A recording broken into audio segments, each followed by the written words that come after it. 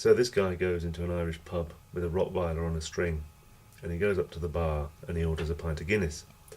And the barman's pouring the pint of Guinness, and he looks over the bar and he sees the Rottweiler. And he leans over and he says, "That wouldn't be a fighting dog now, would it, sir?" And the fellow leans back and he says, "Well, yes, might be, might not be." And the little barman lights up in his eyes and he leans forward and he says, "Do you know," he says, "I've got £300 that says that dog there couldn't beat my long-tailed, short-legged Irish fighting dog." And the fellow with the Rottweiler goes, "Well, I've got £500 that says that my dog could take your long-tailed, short-legged Irish fighting dog to pieces." And the barman goes, "Well, that's fighting talk, sir." And he presses a button under the bar, and a wall of the pub runs back, and there inside there's a dog pit. And of course all the locals in the pub are gathering round and picking up their drinks, and they're all laying bets, and the fella goes down and they go inside, and there inside the dog pit there's this hole in the ground lined with concrete and covered in blood and smears of dried gore from all the dogs that have fought there, and there's muck and sand on the floor of the pit.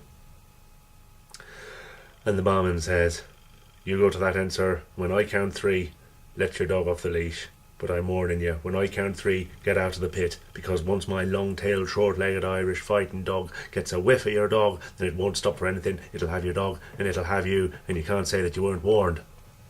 Well, as soon as the Rottweiler starts getting wind of the idea that there's a fight, it begins to growl and it begins to hackle, begins to rise, and the guy gets down in the pit and he's got his hand on the clasp of the leash and he's ready to let it go, and the Irish barman is at the other end with his kennel, and he's got this thing in a sack and he's wrestling with it. He's trying to get the sack open without letting it out, and he's struggling with all his strength, but this thing is almost too strong for him and it's almost breaking out of the sack. And the Irish barman wipes the sweat from his brow and he goes, "Right," he says, "I want to count to 3 and get out the way, I'm telling you." He says, "1, 2, 3, and there's this kind of blur, and the bloke lets his Rottweiler go and he leaps up out of the pit, and then when he turns and looks, the Rottweiler's gone. And the pit is empty. And there's nothing but another smear of blood on the walls, the concrete walls, and the sandy floor of the pit. And the Irishman is wrestling with this thing that he's got back inside the sack, trying to get a string round the mouth of the sack so he can shove it back in the kennel.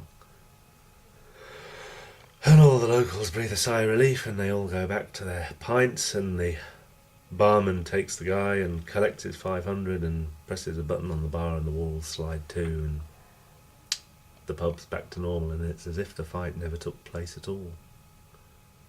Except that the guy is sat there with no dog. And he picks up his drink, and he's a hard man, but he wipes a tear away. And the Irish barman leans forward and he says, "Don't worry, sir." He says, "Don't take it too hard." He says, "I never saw a Rottweiler or any other kind of dog at all that could last 5 minutes against a long-tailed, short-legged Irish fighting dog." And the guy goes, "Long-tailed or short-legged Irish fighting dog? I never even heard of a long-tailed, short-legged Irish fighting dog." And the barman says, "Ah, you will have done, sir," he says, "but maybe not by that name. Some people call it a long-tailed, short-legged Irish fighting dog. Some people call it a crocodile."